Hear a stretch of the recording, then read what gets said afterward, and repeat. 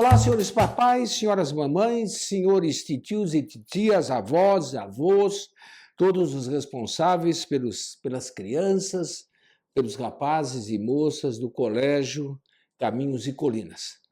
Vamos a mais uma aula de formação dos pais, usando a nossa apostila, né? Essência Humana. E vocês estão lembrados que a apostila ela tem 3 níveis diferentes. Ela tem um nível, nesse aqui que eu estou segurando no momento aqui, é o livro do aluno no ensino médio. Também existe o livro do aluno fundamental 2, e existe o outro livro do aluno fundamental 1. Mas a parte da teórica, eu já falei na última vez também, a parte da teórica é a mesma. Para os pais que estão me acessando agora pela primeira vez, se os senhores quiserem assistir o vídeo desta aula, aqui no QR Code, vocês apontem o celular aí e vocês terão um vídeo para assistir se quiserem. Né? Eu recomendo muito que assistam, porque a explicação que está no vídeo ela é bem mais completa do que essa aqui, que é apenas um resumo. Tudo bem? Então, só para relembrar, eu vou fazer um pequeno comentário a respeito do conteúdo teórico aqui, do caso aqui nesse capítulo 2, que são 4 unidades, 4 itens. Eu vou falar então sobre a alma, né? E tem a parte teórica, mas a parte mais importante, como os senhores sabem, é essa parte que vem em seguida aqui, a ação prática, o que os senhores falarão com os vossos filhos, e os vossos filhos deverão procurar os senhores também para que os senhores ajudem ele a preencher certas coisas, porque algumas perguntas que estão aqui, eles não sabem responder, porque dizem respeito à experiência dos pais, dos senhores, portanto, dos senhores responsáveis, quando eles eram pequenininhos. Então, eles não vão responder, e um dos objetivos nossos é justamente esse.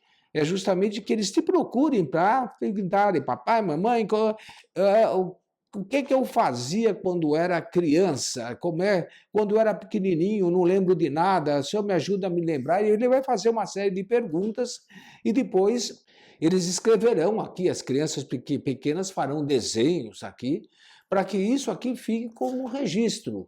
A nossa ideia, nosso objetivo é que essa apostila, vocês estão lembrados, são 3 apostilas por ano que vocês vão receber. Essa é a primeira. Que isso fique como um registro familiar. No ano que vem, serão novas apostilas com um conteúdo diferente.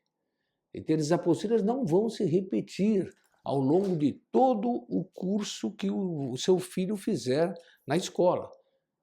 São sempre com conteúdos diferentes, formativos, para formar a família, e principalmente o nosso grande objetivo é para que vocês, pais e filhos, vamos dizer assim, tenham momentos de conversa, tenham momentos em que vocês possam se trocar ideias. E espero também dar risadas, lembrando-se de coisas do passado.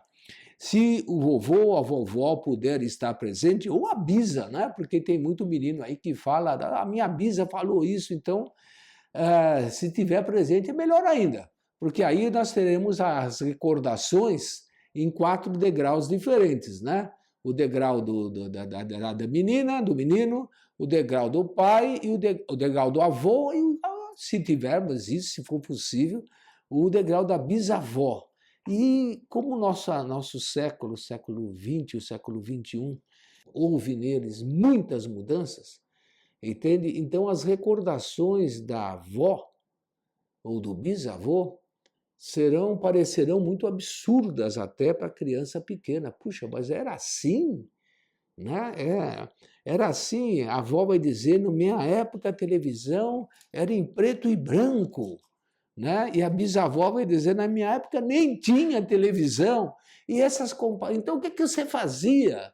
Né? E ela vai contar o que fazia, vai contar aquelas brincadeiras ou aquelas... por exemplo, na época da bisavó, provavelmente em casa não existia liquidificador. né? Em algumas casas, só em casas muito ricas iria ter geladeira. Então a pergunta óbvia é a seguinte: e aí, como é que a senhora conservava o leite? Como é que conservava a manteiga? E ela vai explicar como conservava a manteiga e vocês vão se divertir, porque são coisas pitorescas que vocês até podem experimentar. Como evitar que a manteiga não estrague sem geladeira, né? Como guardavam os ovos em casa, né, para os ovos não estragarem. De que vocês brincavam se não tinha televisão? Né? O que vocês faziam? Né? E aí a bisavó vai contar das brincadeiras quando ela era menina, né? E vocês vão fazer as comparações. Né? E inevitavelmente acontecerá que vocês passarão a fazer juízos de valor. Quer dizer, era melhor ou era pior? Aquela época era mais agradável ou não era? Era mais gostoso viver ou não? E os senhores verão, todos vocês perceberão, que há coisas que havia naquela época que eram melhores e há outras coisas que não. Né? Não ter água quente para tomar banho, por exemplo, né? Não é uma coisa muito agradável. Né? E a sua bisavó tinha que esquentar, provavelmente, né? Tinha que esquentar a água na chaleira, no fogão, e o fogão podia ser, talvez, ainda, não sei, dependendo da idade, talvez um fogão a lenha ainda, e depois a água fervendo era jogada na bacia de água fria, para ela ficar morna e para a pessoa poder tomar o banho. E haverá um monte de coisas que vocês poderão contar uns para os outros. Lembrem-se, o grande objetivo desse curso é que vocês conversem. O grande objetivo desse curso é que vocês tenham um relacionamento com os filhos, né? E os filhos tenham um relacionamento com vocês. Aqui, toda essa parte teórica, antropológica, muito bonita e muito importante, pessoal, é muito importante mesmo, mas, olha, eu quase ousaria dizer que é só pretexto para vocês conversarem, tá bem? Então vamos lá, vamos reforçar aqui essa ideia. Então, capítulo 2, nós vimos no primeiro capítulo 1, nós somos, nós existimos, as pessoas existem, e agora, no capítulo 2, as pessoas, os seres humanos, são diferentes porque eles têm alma. Então, vamos tratar desse assunto alma. E a primeira noção de alma, que está aqui no 2.1, é essa ideia que o homem é uma composição. Ele não é só corpo, ele não é só alma, ele é uma composição de corpo e alma. Olha, eu não estou falando que é uma mistura, tá? O homem não é uma mistura de corpo e alma, porque mistura é café com leite, mistura é arroz com feijão, mistura é, por exemplo, água e sal. Entende? Veja, quando eu falo de mistura, eu estou falando o seguinte, que os dois elementos, a água e o sal, o café e o leite, o arroz e o feijão, né, o baião de dois, eles existem separados um do outro. Existe o arroz e existe o feijão. Em determinado momento, eles foram misturados. Né? Existe o sal, existe a água, e eles, em determinado momento, eles foram misturados, mas eles existem separados um do outro. Né? Quando se fala de alma, né, não existe separado a alma do corpo.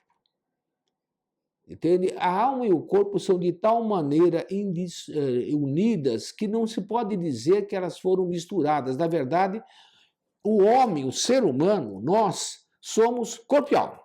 Estou falando depressa assim, brincando, mas na verdade é isso que eu quero dizer, que não dá para dizer nós somos corpo e alma. Quer dizer, aqui está uma coisa e aqui está outra. Não tem.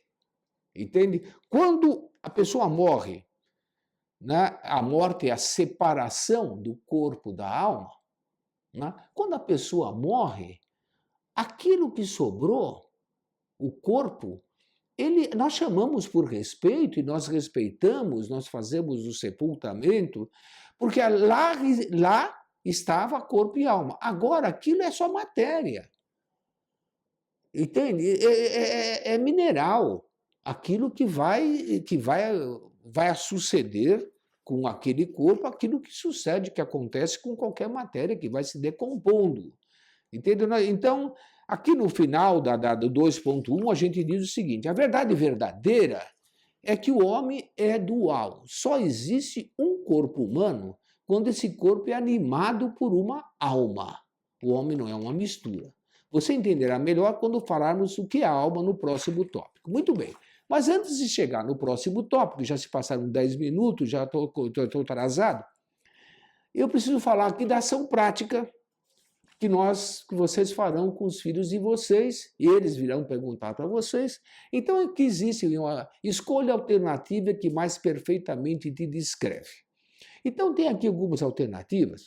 Eu queria, de novo, ressaltar que não existe uma alternativa, assim, absolutamente certa ou absolutamente errada. Na verdade, a proposta das alternativas, que você escolha uma, é para que a criança, seu filho adolescente ou seu filho pequenininho, aí você vai ter que explicar, vai ter que ajudá-los nisso, né? Que eles aprendam a pensar. A primeira deles, eu tenho um corpo igual ao dos animais e tenho uma alma inteligente. Logo, sou um animal inteligente, um animal racional. É o que Aristóteles falava. Né? Nós vamos ver que não está muito certo, mas veja bem, é inteligente a proposição. Meu corpo e minha alma formam uma mistura tão homogênea que é impossível distinguir uma parte da outra. É possível distinguir o corpo da alma? Teoricamente, talvez seja. Então, na verdade, a ideia é que conversem a respeito disso. Depois a pessoa explica por que escolheu. Tudo bem? Tem as outras também, mas eu preciso prosseguir aqui na explicação. O tópico 2.2 vai tentar definir o que é alma. E ele vai dizer o seguinte, né, que existe alma vegetal, existe alma animal, existe alma humana. Né? E aí, então, quando ele fala de alma vegetal, ele começa a nos dar uma noção que é o seguinte, alma está ligada com a vida. Né? A alma, o ser vivo tem alma. Eu não posso dizer que esse mouse aqui tem alma. Ele não é um ser vivo. Essa caneta que eu tenho na mão não tem alma, né? Porque ela não é um ser vivo. Mas uma flor, uma rosa, né? Ou o cachorrinho, o gato que vocês têm em casa, o peixinho do aquário, eles têm alma. Não é a mesma alma que a alma humana, mas eles têm... O que é a alma da água, da planta? É o jeito, para poder explicar assim, é o jeitão, é o modo de ser que aquela planta tem, aquela planta especial. Não, por exemplo, vamos pegar uma rosa. Eu posso dizer que todas as rosas têm as mesmas características de rosa, mas, ao mesmo tempo, eu posso dizer o seguinte, esta rosa aqui, ela tem um jeitão diferente, essa rosa tem um chance, ela tem, puxa, essa rosa, ela tem algo dela, algo próprio dela, que é diferente. Eu posso dizer do meu gato isso, do meu cachorro isso. Todos os cachorros são cachorros. Todos os cachorros, mas este indivíduo cachorro aqui, esse indivíduo aqui, ele tem um jeitão dele. Esse jeitão dele, que vai morrer com ele, é a que a gente chama de alma. Tá?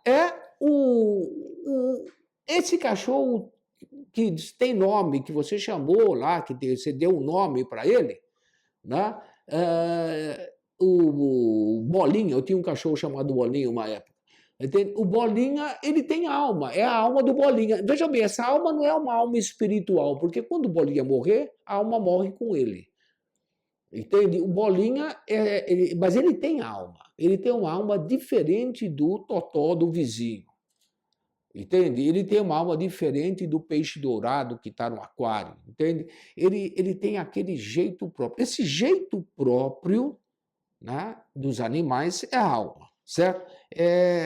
O animal cresce, ele se comporta, ele se mexe, ele brinca, ele é mais expansivo, ele é mais amigo, ele é mais alegre do que o outro. Isso são características da alma daquele animal.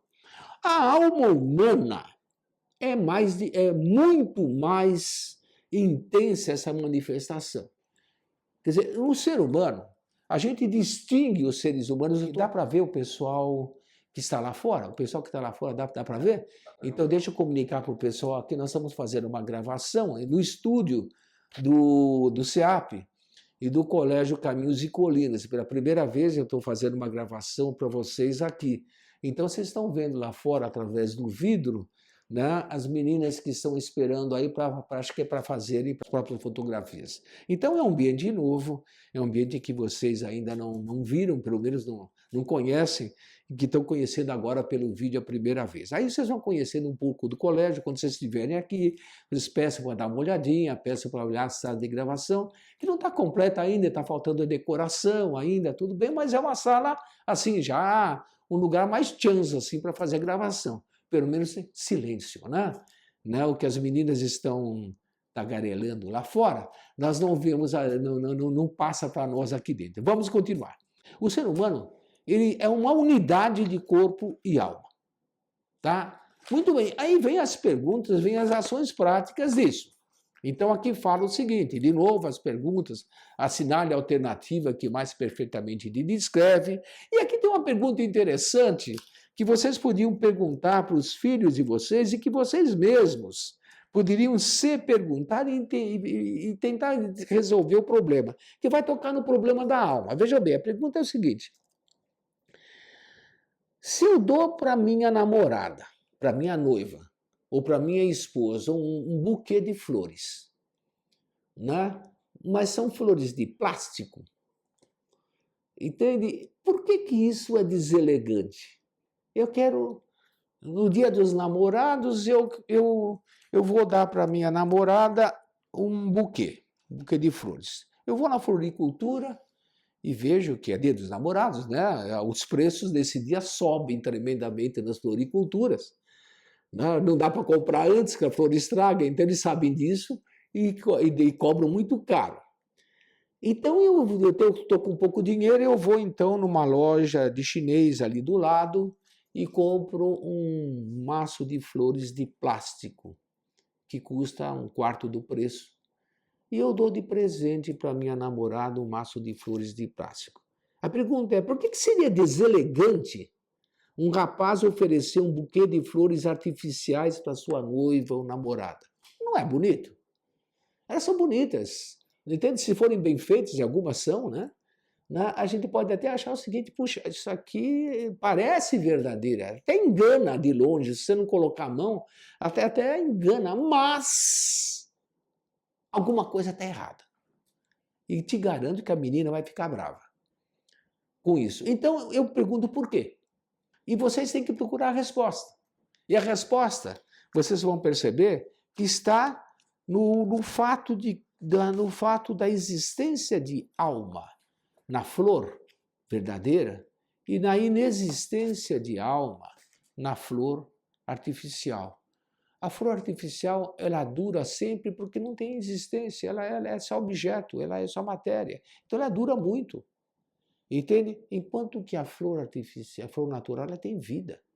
E na hora que eu corto a flor natural para fazer o buquê, ela começa a morrer. Entende? Ela começa a morrer no instante em que está cortada. Então eu estou oferecendo para a menina uma coisa que está morrendo, que vai acabar logo. Entende? E a beleza do oferecimento está justamente no fato de eu estar oferecendo algo que vai morrer. Né? Pense um pouquinho sobre isso, né, que vocês perceberão que é algo de muito bonito nessa relação de fazer o sacrifício, né, da vida. A flor está fazendo o sacrifício da própria vida para você poder homenagear a sua amada, ou a sua namorada. Aí o ponto 2.3, né, o tópico 2.3, fala das faculdades da alma. Eu vou pedir que eu tenho que explicar as ações práticas aqui, que são bem interessantes, então eu vou só citar aqui. Ele fala das faculdades da alma e ele explica o seguinte, que a alma tem faculdades, e ele fala o que é sensação, o que é percepção, o que é imaginação, o que é avaliação e o que é memória, que são todas elas faculdades da alma. A explicação que está aqui me parece que está bem clara. Então, se os senhores lerem e ouvirem, é só acessar aqui com o QR Code, né? As nossas modernices, né? E acessem aqui com o QR Code, que vocês virão um vídeo, e aí as explicações estarão lá. Eu quero empregar o tempo desse tópico explicando a ação prática, que é o que eu acho mais importante, porque isso aqui é o que vai pegar na conversa que vocês vão ter com os filhos de vocês. Então, aqui nós temos 5 ações práticas. E o primeiro tem como nome Divertidamente. Eu não sei se vocês assistiram o vídeo. Existe um vídeo, uma animação muito bem feita, já rolando aí nos cinemas há um bom tempo. Já não está mais no cinema, mas vocês encontram isso sem problema nenhum. Né? E que é a tentativa, o vídeo mostra uma menininha, ela tem 8, 9, 10 anos de idade, e ela mostra o interior dela. Então, os personagens do vídeo são as percepções, são as sensações da menina. É a alegria, a tristeza, o medo e o nojo, a repugnância. Vamos dizer assim, são 4 personagens que interagem dentro da cabeça da menina. O vídeo é muito bonito, muito simpático, fala dos pais, fala das mães também, fala como é que interage a cabeça dos pais, como é que interage a cabeça das mães. E aqui a convite é o seguinte, assista e convide seus pais para assistir, estão falando com o menino, com a menina, né? Animação Divertidamente. Enquanto assistem, procurem identificar os atos da menina e as faculdades da alma que você acabou de estudar nesse tópico. Registre as respostas. Quer dizer, converse um pouquinho, se o seu filho é pequenininho, ajude ele, assistam um vídeo com ele, parem o vídeo em determinados momentos e peçam que ele comente o que ele achou. Entende? Quando a menina sente alegria, quando a menina sente tristeza, por quê? Qual foi o motivo? Para eles perceberem aquilo que está acontecendo dentro deles. Porque o que a menina está externando no vídeo, né, é o que está acontecendo dentro deles. Esse é o tipo da produção, o tipo do filme que só poderia ter sido feito em animação, porque seria impossível, né, gravar esses sentimentos todos desse jeito como foi feito, se fosse feito real.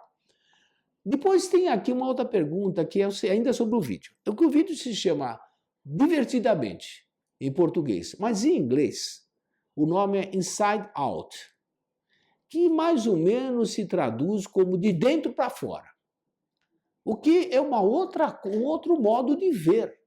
Porque se eu estou falando, se eu estou vendo o vídeo e acho que ele é divertido, e dou o nome divertidamente, aquilo que se passa na minha mente de forma divertida, é um jeito de ver o vídeo, mas Inside Out tem uma outra visão que seu professor de inglês, o professor de inglês poderá tentar explicar.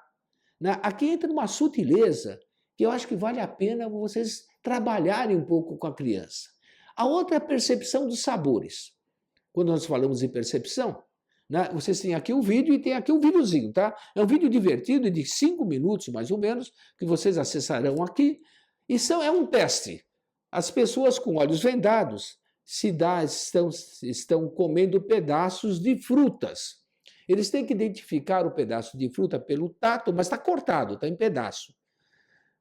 E tem que identificar também o pedaço de fruta pelo sabor.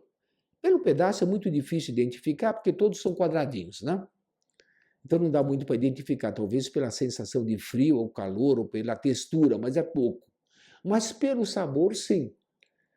Então, alguns conseguem identificar, porque para identificar o sabor da banana, por exemplo, eu preciso ter comido uma banana na minha vida, senão eu não vou saber. Se eu não tenho a memória de banana, a sensação do gosto da banana dentro de mim, eu não sou capaz de identificar o sabor da banana depois. Então, vocês podem até brincar com os filhos de vocês fazendo esse jogo, que sabores vocês seriam capazes de identificar e que seus filhos não conhecem. Vamos supor que você seja do Nordeste, que você seja da região norte do Brasil, e que você tenha comido, por exemplo, quando criança, cajá. Né? Aqui em São Paulo não tem cajá. Né? Pode ter suco de cajá, pode ter massa de cajá, mas a fruta cajá, né? Não tem. Pitanga. Pitanga é uma fruta que muita criança não conhece, não sabe que existe.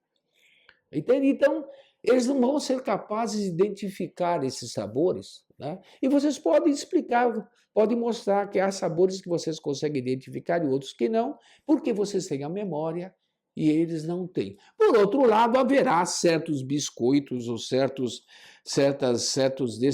dessas coisinhas que vendem em pacote de plástico, aí tem um monte diferente, que terão gostos diferentes. Que vocês não saberão identificar. Uma coisa interessante também que está falado aqui é a questão do guacamole, o abacate com os mexicanos. Geralmente os mexicanos eles preparam um abacate com sal e não com açúcar, como nós no Brasil preparamos. Nós fazemos vitamina de abacate. Se você der uma vitamina de abacate para o mexicano, ele mal consegue tomar.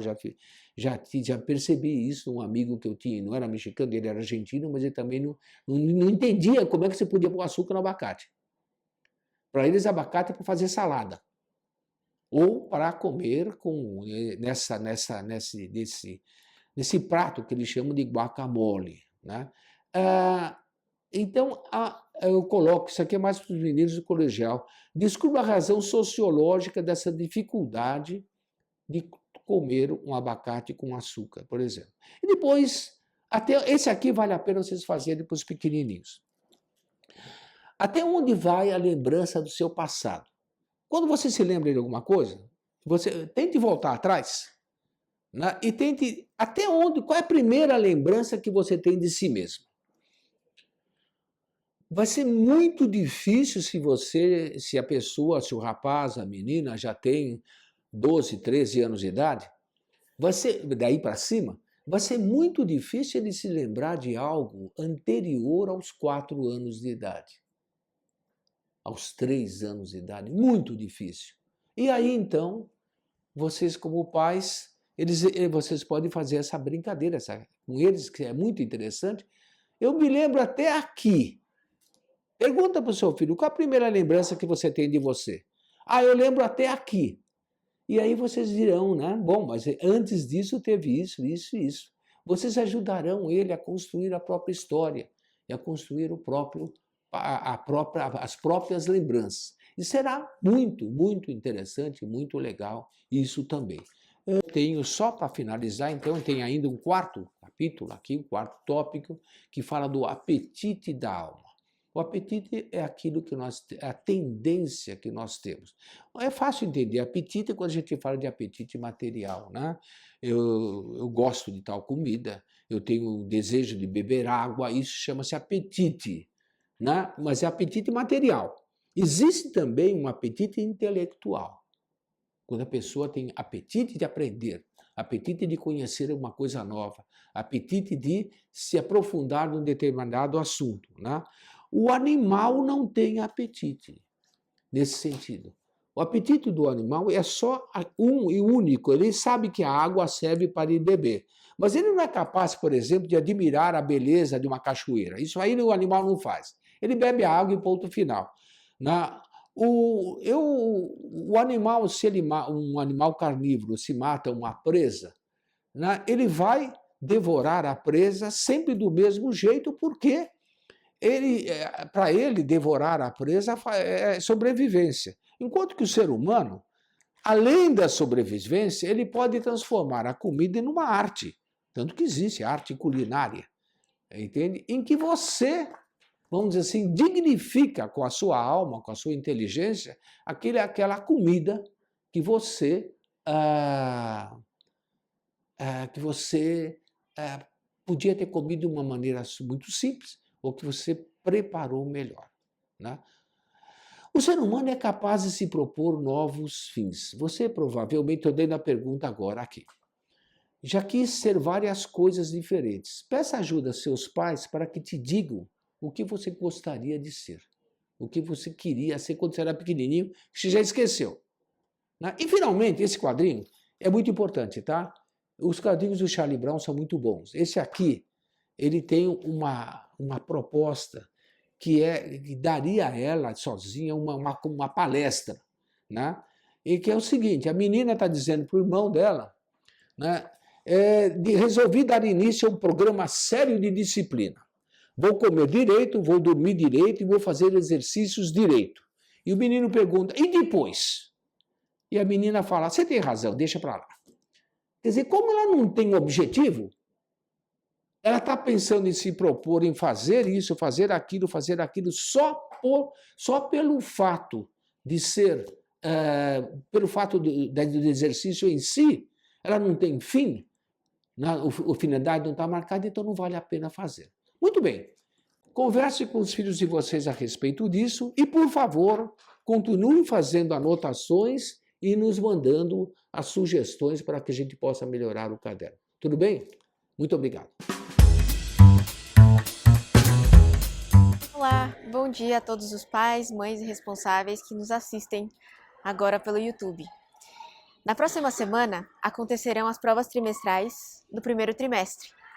E por isso, gostaríamos de aproveitar essa oportunidade para conversar um pouquinho sobre o papel das avaliações no nosso colégio.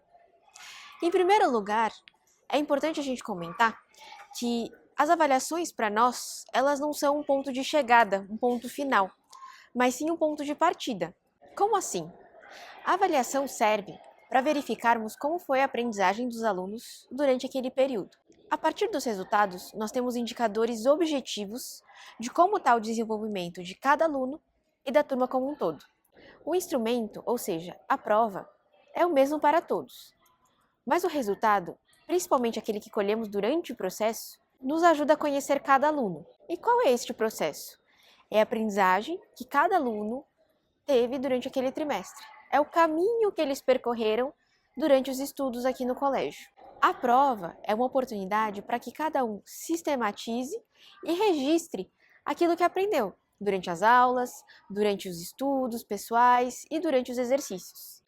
Além dos conhecimentos adquiridos e dos conteúdos que foram assimilados, durante o processo de aprendizagem se manifestam também os dons que Deus deu a cada criança, as qualidades pessoais que desenvolveram e também as possibilidades futuras de crescimento. É comum que a semana de provas desperte em alguns alunos um certo nervosismo, uma certa ansiedade, mas é importante lembrar que durante a pandemia, nos últimos 2 anos, o modelo de aplicação das provas foram muito diferentes. Mas é importante lembrar que durante a pandemia, nos últimos 2 anos, a aplicação das provas passou por modelos muito diferentes. E pode ser que alguns deles tenham perdido um pouco a prática de fazer as provas presenciais. Mas isso é uma questão de tempo. Logo eles vão se adaptar novamente. É como um treino. Se quisermos correr uma maratona e logo no primeiro dia decidimos correr 5 quilômetros, ficaremos muito ofegantes. Mas aos poucos, se treinamos todos os dias, o corpo se acostuma e se habitua àquele tipo de exercício. Depois que forem publicadas as notas, é importante não fazer comparações, nem com irmãos, nem com colegas, porque cada criança é única e possui um ritmo próprio de desenvolvimento. As crianças, naturalmente, têm uma vontade muito grande de corresponder à expectativa dos pais. Isso acontece porque os pais são as pessoas em quem elas mais confiam e que elas têm certeza que querem o bem para elas. Por isso é importante que os pais e responsáveis procurem manifestar o seu amor incondicional, independente dos resultados acadêmicos. Para um pai e para uma mãe, é óbvio que se alguma nota não for boa, isso não mudará o amor que eles sentem pelo filho. Mas para a própria criança, isso pode não ser tão evidente. Por isso é importante que vocês, como pais e mães, procurem manifestar esse amor. Este amor se manifesta por meio de palavras de carinho e de incentivo, e também por meio de ações concretas, de acompanhamento de estudos e de atenção. Nós, pais, podemos cair na tentação de acabar cobrando a criança exageradamente. Cobrar é diferente de exigir. A exigência, quando ela é bem dimensionada, ela é muito boa, porque ela mostra para a criança o quanto a gente aposta nela e o quanto a gente confia no potencial que ela tem. A boa exigência é fruto de um acompanhamento diário. Perguntar como foi o dia na escola, quais coisas aprendeu, se fez o trabalho de história, se fez a redação daquela semana, se teve dificuldade em realizar os exercícios de matemática. Essas perguntas que vocês fazem todos os dias quando a criança chega em casa. Se nos habituamos a seguir essa rotina de acompanhamento e de estudos, quando chegam as semanas de provas, não é necessário correr desesperadamente para ler os 5 capítulos de uma vez do livro ou de realizar todos os exercícios que estão atrasados. Essa é uma dinâmica que requer tempo e treino, assim como uma pessoa que treina a corrida todos os dias para poder correr uma maratona. No comunicado em que enviamos o calendário das provas, estão descritos os pesos de cada um dos instrumentos no cálculo da média trimestral. Qualquer dúvida, vocês podem entrar em contato com o PEC da sala. Desejamos a todos uma boa semana de avaliações. Muito obrigada e um excelente final de semana a todos. Olá, senhores papais e mamães, desculpe estar voltando aqui novamente, logo depois da Regina, mas é que eu queria comunicar para vocês, ainda tem um tempinho então, eu queria comunicar para vocês alguns depoimentos que os vossos filhos, netos, sobrinhos, afilhados, eles estão fazendo a respeito do nosso curso de pedagogia familiar. Vocês vão ficar impressionados com isso. Eu fiquei. Entendeu? Eu percebi o seguinte, que esse curso, esse trabalho está tendo um alcance muito maior do que nós imaginávamos.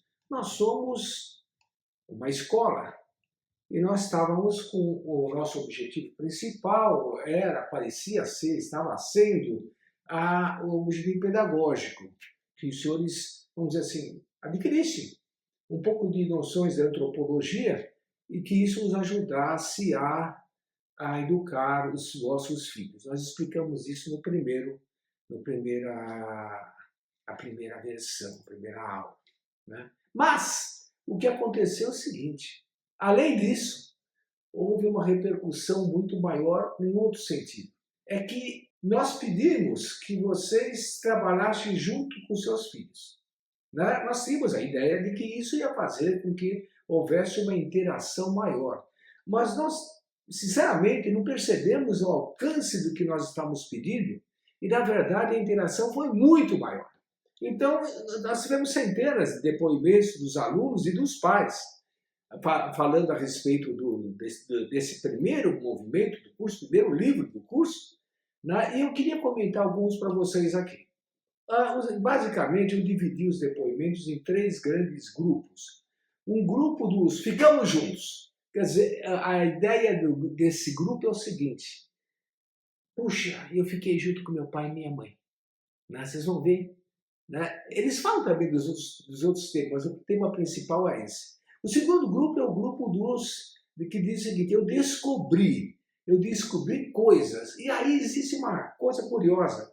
Eles descobriram coisas de conhecimento genérico da antropologia, da escola, descobriram coisas a respeito dos pais, mas vários deles disseram o seguinte, eu descobri que meu pai, minha mãe, meu tio, minha tia, são muito diferentes do que eu imaginava.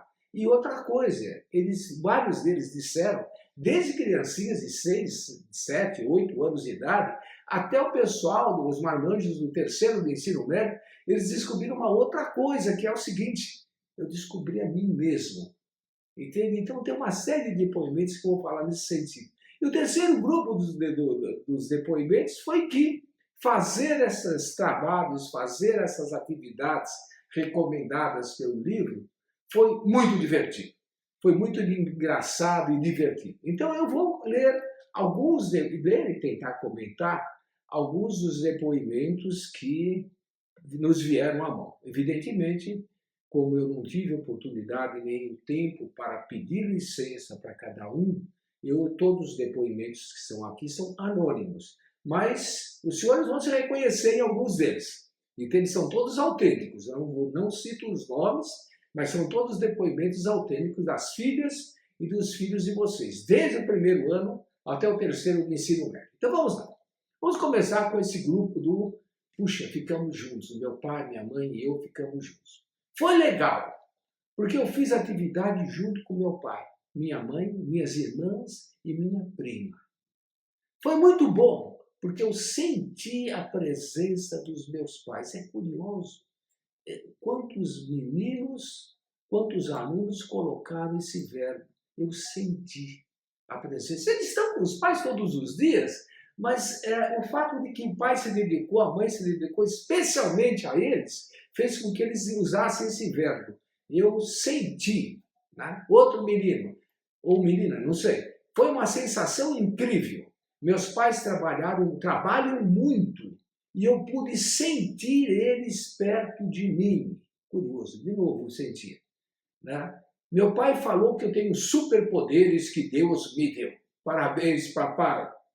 Né? Eu fiz com meu pai. Eu tive a experiência de estar perto dele, pois ele trabalha bastante. Às vezes os pais, nós pais, professores, temos a ideia de que nós estamos cumprindo o nosso dever, estamos trabalhando para os nossos filhos, né? Porque, é claro, os senhores trabalham para os filhos de vocês. Mas o que eles guardam na memória não é que você estava lá no trabalho, trabalhando para eles. Né? Eles guardam na memória aquele momento em que você sempre brincou de cavalinho com eles, ou ele jogou bola com eles. É isso que eles vão guardar. Né? E a gente precisa perceber isso. Olha esse menino. Eu me senti seguro. Engraçado, né? Eu me senti seguro. Tem vezes que os pais não têm tempo para a gente. Claro que vocês têm tempo para eles. Mas é que eles avaliam o tempo e o emprego do tempo de um jeito diferente. Fiz com a minha mãe. Ela sempre está fazendo algo, como pintar uma parede. Senhora, mamãe pintora. Aí eu falei algo especial para ela, que fez ela parar o serviço e ela veio fazer atividade comigo. Gostei muito de fazer atividade com ela. Eu me emocionei, diz o menino. A senhora mamãe, se está ouvindo isso, também está emocionada. E eu me emocionei quando li também. Veja, eu me emocionei por quê? Porque fiz atividade junto com a minha mãe. Foi uma daquelas sensações boas de estar perto de quem você gosta. Quando fico perto dos meus pais, me sinto seguro e protegido. Isso gera uma grande intimidade. Para usar essa expressão, isso gera uma grande intimidade, a gente percebe que é uma criança um pouco mais velha. Né? E ela diz, eu me sinto seguro e protegido. Repare quantas vezes apareceu a expressão segurança, a expressão proteção, a expressão sentir-se bem. Eu me emocionei, pois lembrei do meu irmão gêmeo, que faleceu ainda na barriga da minha mãe. Eu me senti perto dele. Não é curioso? Não é bonito uma coisa dessas? Eu me senti muito bem. É importante ter um momento com a família. A gente podia dizer para ele, menino, você tem um momento com a família o dia inteiro.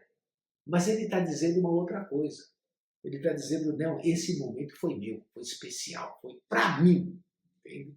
Nem sempre minha mãe dorme em casa, ela dorme no serviço.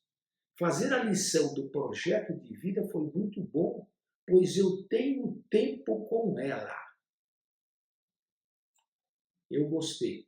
Aproveitei os dias que fiquei em casa porque quebrei o pé para fazer. Foi bom porque geralmente não peço ajuda dos meus pais, mas dessa vez eu pedi. Eu fiz umas 15 páginas com eles. A menina ou o menino, o pé quebrado, né, aproveitaram muito bem o pé quebrado e se pediram a esse momento de união com o pai e com a mãe. É incrível o que um pé quebrado pode fazer. Eu li isso uma vez no livro, estou achando muito interessante. É incrível o que o carinho de uma mãe, de um pai pode fazer. O projeto de vida aqui é o nome do livro, né? Que eles estão chamando. O projeto de vida é importante, pois ajudou-me a comunicar-me com meus pais, pois antes eles não tinham tempo. Estou conhecendo mais sobre meus pais e sobre mim. O pai tem o mesmo tempo de sempre, ou seja, quase nada. Sim, mas é que o menino percebeu que dessa vez o pai dedicou o tempo a ele. Algum pai pode dizer, mas eu estou dedicando a minha vida a ele. Sim, você está dedicando, eu sei disso, mas ele não percebe. Ele percebe quando você vai brincar com ele ou quando você vai fazer a lição com ele. Né? Deixa eu ver para falar em tempo, como é que nós está no meu tempo aqui. Eu gostei muito porque minha mãe fez de tudo para me ajudar. Minha mãe fez de tudo para me ajudar. E eu sentia que estava próximo dela e feliz. Repara, proximidade, felicidade. Por quê? Porque minha mãe fez de tudo para me ajudar. Fiquei feliz de fazer atividade com minha mãe, pois ela nunca tem tempo para nada. Coitada da mãe. A mãe deve estar atarefadíssima com 1000 coisas. E o menino não está aqui reclamando da mãe. Ele está constatando. A minha mãe não tem tempo para nada, mas ainda assim arrumou tempo para me ajudar. Eu achei a experiência muito legal, porque eu passei mais tempo com meu pai. Vocês estão reparando a importância que as crianças dão para o tempo que passam com vocês, né? E que a gente às vezes despreza. A importância que cada minuto do tempo que eles passam com vocês, como eles contam o tempo e como eles sentem o tempo. Tive que acordar bem cedo para fazer com a minha mãe antes que ela saísse. As atividades foram praticamente todas fáceis e foi legal passar um tempinho com a minha mãe. Deve ser uma menina pelo jeito de escrever, né? Foi legal passar um tempinho com a minha mãe, ainda que eu tivesse que acordar mais cedo. O que acontece? A mãe sai cedíssimo para o trabalho, a menina não vê a mãe de manhã, né? E agora ela viu e passou um tempinho com a minha mãe. Né? Acho que foi um momento único para a minha família e para mim, porque tivemos um momento para debatermos e relembrar quando eu era pequena. Fiz com meu pai, minha mãe e minha irmã. E no fim conseguimos resolver todas as atividades. Repara que a solução da atividade ela coloca no fim. O importante não foi resolver as atividades, foi estar com o pai, com a mãe e com a irmã. Né? Foi muito bom, diz outro. Ficamos um tempo juntos, a gente riu, se divertiu, entre outras coisas. Meu pai me disse coisas sobre ele que eu nunca pensei em perguntar. E minha mãe ficou bastante ao meu lado. Veja, minha mãe ficou ao lado dele. A impressão que dá aqui é que quem ficou falando o tempo todo foi o pai. Mas a mãe estava do lado. E ele faz questão de frisar isso. Minha mãe estava do meu lado. Foi legal. Fiz com a minha tia, nós rimos muito com algumas perguntas e foi bom esse momento, pois não moro com ela. Tanto eu tenho a impressão que o menino ou a menina foi para a casa da tia só para fazer isso e que isso foi muito bom. Está sendo uma sensação muito boa responder essas perguntas por me conhecer um pouco mais e está fazendo com que eu me aproxime um pouco do meu pai. Estou fazendo com minha tia e meu pai. Está sendo muito legal porque estou conhecendo mais eles. Eu estou conhecendo mais eles. Uma leitura simplista diria, mas é claro que ele conhece. Não, não conhece. Eu estou conhecendo por quê? Porque ela falou comigo. Eu estou conhecendo porque ela me contou coisas da infância dela. Eu estou conhecendo porque eu vi ela, vi a minha tia com a idade que eu tinha e que tudo isso é o que conta. Eu fiz com meus pais, achei bem legal, pois tivemos um momento em família. Meus pais acham bem legal termos uma aula assim. Obrigado, senhores papais, por concordarem conosco. Nós achamos bem legal também. E agora? Um outro estilo de depoimentos. No fundo, eles se misturam, mas aqui é o seguinte: a criança descobriu a si própria, ou descobriu alguma novidade a respeito do pai e da mãe. Achei muito legal porque eu fiz com meus pais. E eu descobri várias coisas sobre a minha vida. Eu estou descobrindo as coisas que eu gosto. Meus pais falaram que o livro é muito legal. Eu estou descobrindo as coisas que eu gosto. Ou seja, ele está parando para pensar na própria vida e selecionar as coisas que ele realmente gosta. Eu gostei muito de fazer com minha mãe, pois descobri coisas do passado. Descobri coisas do passado. Lembrei de coisas quando eu era bebê, e isso foi muito divertido. Aprendi que podemos ajudar pessoas e vi que eu mais gosto na minha vida. A minha parte favorita foi fazer a lista das coisas que eu gostaria de fazer. Só esse depoimento já vale o preço do curso inteiro, já vale todo o sacrifício de montar o curso. O menino, a menina, não sei, que descobriu a vocação, descobri que podemos ajudar pessoas e vi que eu mais gosto da minha vida, que é isso, ajudar as pessoas. Tem sido muito bom, pois com isso eu posso recordar muitas lembranças boas da vida infantil. Deve ter 10 anos o depoente, né? As atividades práticas do caderno Essência Humana, não, tem mais. Tem aumentado a comunicação com meus pais. Eu também estou descobrindo coisas a respeito do meu corpo e pensando sobre meu projeto de vida. Decididamente tem mais. Um adolescente, uma menina adolescente que está se descobrindo. Foi muito bom, pois descobri algumas coisas interessantes sobre meus pais e membros da minha família. Eu estou descobrindo sobre eu mesmo. Eu estou descobrindo sobre eu mesmo. E pensando no meu projeto de vida. E estou descobrindo o projeto de vida dos meus pais e dos meus avós. A gente não fala isso, a gente pensa que os filhos vão aprender por osmose. E, na verdade, eles estão aprendendo por quê? Porque papai, a mamãe e o vovô estão falando com eles. Estão conversando com eles. Um minuto só. Eu não vou poder ler todos os depoimentos, né? Eu não vou parar de ler aqui, só vou concluir. Veja bem, reparem como esses depoimentos nos dão uma razão de ser nova para fazer esse curso. Nós concluímos ontem o segundo caderno, que agora vai ser mandado para a diagramação, depois vai ser mandado para a gráfica, para chegar nas mãos dos senhores lá no meio do mês de maio. Entende? Estamos preparando um novo caderno e nós esperamos que esse caderno e esse curso tenha tão sucesso ou mais do que esse primeiro caderno teve. Muito obrigado, senhores papais, senhoras mamães, senhores responsáveis, por todo o vosso apoio. Que Deus os abençoe.